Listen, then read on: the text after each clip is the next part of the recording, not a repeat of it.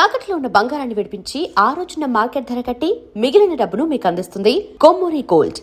And మీరు ఇందాక అన్నారు చదువుకుంటేనే చేసేదాన్ని రీల్స్ అని చెప్పేసి, బట్ అస్సలు చదివేవాళ్ళు కాదంట. అంటే కాదు చదివేదానండి బాబు, మరీ అంత ఫెయిల్ ఏం కాదు నేను. అంటే నేను ఒక 1 వీక్ బ్యాక్ కోనా గారిని ఇంటర్వ్యూ చేశాను. ఆయన లేదు, చదువుతుండే అసలు. అయ్యో ఏమన్నారనా, కరెక్ట్ ఉంటావరా. ఏమన్నారు? వెరీ టాలెంటెడ్, బట్ చదువుల్లో కాదు. ఇప్పుడు చదువు ఒకటేనండి టాలెంట్. ఆయన అనింది కూడా అదే. ఆ అమ్మాయిని అనవసరంగా చదవమని ఫోర్స్ చేసేవాళ్ళు, కానీ తను బయట very talented, super talented, super knowledged. So ఆ విధంగా ఎంకరేజ్ చేయమని చెప్పి నేను చాలాసార్లు వాళ్ళ పేరెంట్స్కి చెప్పానని చెప్పారనమాట. సో చదువు విషయంలో ఎలా ఉంటారు? అసలు నేను కాలేజ్కి వెళ్ళి చాలా రోజులైంది గుర్తు.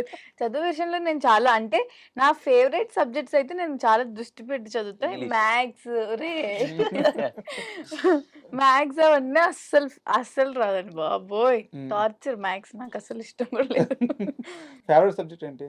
సైన్స్ చాలా ఇష్టం, Okay. బయాలజీ అలా, అంటే కొంచెం అన్ని తెలుసుకునేవి ఇష్టం. మీకు కాకినాడ లాంటి ఒక టౌన్, ఒక ఆడపిల్ల అంటే స్కూల్కి వెళ్ళాలి, కాలేజీకి వెళ్ళాలి, ఎత్తిన తల దించకూడదు. అలాంటి వయసులో, చాలా చిన్న వయసులో నేను రీల్స్ చేస్తాను, నేను స్టార్ని అవుతాను. చాలా చిన్న వయసులో బలంగా నమ్మిన తరువాత చుట్టుపక్కల ఉన్న బంధువులు ఆడపిల్లనేంది అలా వదిలేశారు, ఆడపిల్లనేంది అలా పెంచుతున్నారు, ఇలాంటి మాటలన్నీ మీ అమ్మగారు విన్నారు, మీరు విన్నారు. అన్నిటిని దాటుకొని సోషల్ మీడియాలో ఒక స్టార్ అయ్యారు. ఈరోజు ఇలా ఒక స్టార్ హీరోయిన్గా నా ముందు కూర్చున్నారు. సో ఈ జర్నీ అంతా ఒక్కసారి వెనక్కి వెళ్తే ఏమనిపిస్తుంది? అంటే మమ్మీ చాలా సపోర్టివ్. నాకంటే ఎక్కువ మమ్మీకి నేను హీరోయిన్ అంటే అలా సిల్వర్ స్క్రీన్ మీద చూసుకోవాలని మమ్మీకి. మా ఫ్యామిలీ సైడ్ అంతా వాళ్ళు ఎందుకు అలాగా రీల్స్ దాన్ని చదివించు మంచిగా, అంటే నేను చదువుకుంటున్నప్పుడే చేసేదాన్ని, అంటే ఫ్రీ టైం ఉన్నప్పుడే చేసేదాన్ని. బట్ ఎందుకు రీల్స్ అవన్నీ ఆపించేసే అన్న మమ్మీ అసలు ఎప్పుడు వినలేదు. శ్రీదేవి అంటున్నట్లే స్టార్టింగ్ లో అసలు మా నాన్నకి నా మీద ఎలా నమ్మకం ఎలా ఉండిందో అసలు నాకు తెలీదు. ఆబ్వియస్లీ ఏం బ్యాక్గ్రౌండ్ లేకుండా ఇండస్ట్రీ అంటే చాలా చాలా కష్టం.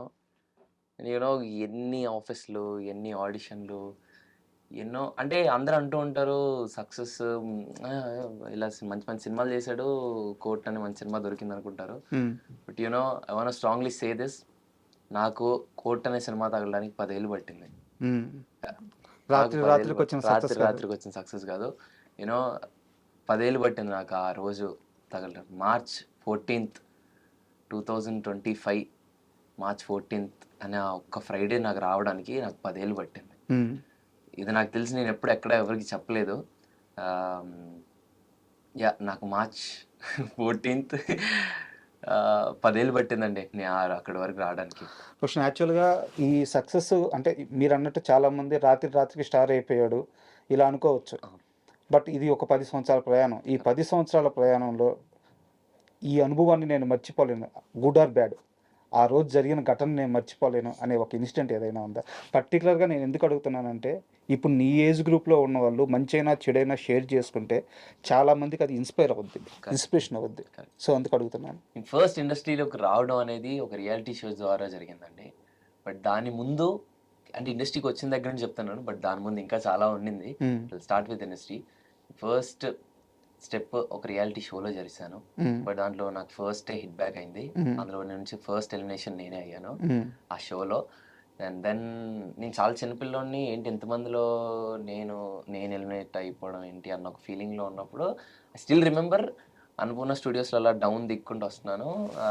మా నాన్న నాతో అన్న ఒక మాట, నీ కెరీర్ ఇప్పుడే స్టార్ట్ అయింది, నువ్వెందుకు ఇలా ఉన్నావు, చాలా లైఫ్ ఉందిరా, విల్ గో ప్లేసెస్, ఇదంతా పిచ్ లైట్, నీకు చాలా టాలెంట్ ఉంది, విల్ గో సమ్వేర్, అంత లైట్ తీసుకో, ఎటు వెళ్దాం అని చెప్పని అన్నారు. ఆ మాట నాకు ఇప్పటికీ బాగా గుర్తుంటుంది. అండ్ దాని తర్వాత కీప్ ఆన్ వర్కింగ్. నేను ఏది నా మనసుకు తీసుకున్నాను కాదండి. అంటే ఇప్పుడు నేను ఒక సినిమా చేస్తున్నాను అనుకోండి, అందులో వేరేవాడు ఏం చేస్తున్నాడు, ఇంకోటి ఏం చేస్తున్నాడు, అయ్యే నేను మనసులో తీసుకున్నాను కాదు. నాకు వచ్చింది నేను ఎంత బాగా పోర్ట్రే చేసుకున్నాను అనేది నేను ప్రతిసారి చూసుకునేవాడిని. సో దట్స్ హౌ నేను ఎన్ని సినిమాలు చేసుకున్నా, ఏది చేస్తున్నా నేను ఇదే ఫిలాసఫీతో వెళ్తూ ఉండేవాడిని. ఇంకా అలా ఎన్నో ఆడిషన్స్, ఎన్నో ప్లేసెస్, నా కెరియర్ కోసం నాకేం కావాలో మా నాన్న నా వెనకాలే ఉంటూ నన్ను మొత్తం తిప్పారండి. ఈరోజు నేను ఇక్కడ కూర్చొని ఇంత హ్యాపీగా నేను వాళ్ళని చూసుకుంటూ ఉంటున్నాను అంటే దానికి కారణం మా నాన్న and super family. Super. And కాస్త ఇంటర్వ్యూ ఎమోషనల్ అయింది కాబట్టి మనం ఎమోషనల్ అంటే శ్రీదేవి గురించి కాస్త ఫన్నీ విషయం తెలుసుకుందాం. ఎమోషనల్ అంటే ఫస్ట్ టైం అంటే నాకు ఇలా ఒక ఫ్యామిలీ సైడ్ నుండి అడగడం ఇట్స్ వాజ్ వెరీ స్పెషల్. ఇందాక శ్రీదేవి అంటుంది కదా, సో నన్ను ఇండస్ట్రీ వైపు తిప్పుతున్నప్పుడు మా నాన్న మా ఫ్యామిలీలో చాలా మంది ఉండి మా డాడీకి కొడుకుల్ని పెంచడం రాదు వాడికి బా అనేసి అన్న మాటలు కూడా ఉన్నాయి.